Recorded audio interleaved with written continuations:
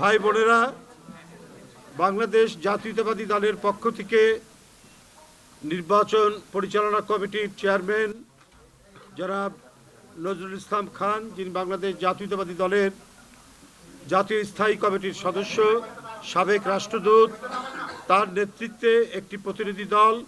আমি রুহুল কবির রিজভী এবং চেয়ারম্যানের উপদেষ্টা সাবেক সচিব জনাব ইসমাইল জবিউল্লাহ এবং সাবেক সচিব জনাব জকরিয়া,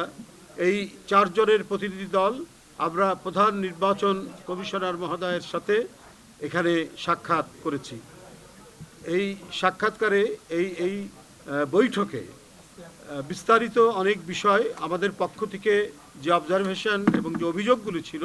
সেটি নিয়ে বিস্তারিত আলোচনা হয়েছে। এখন আপনাদের সামনে এ বিষয়ে বিস্তারিতভাবে বক্তব্য উপস্থাপন করবেন আমাদের আজকের প্রতিনিধি দলের প্রধান দলনেতা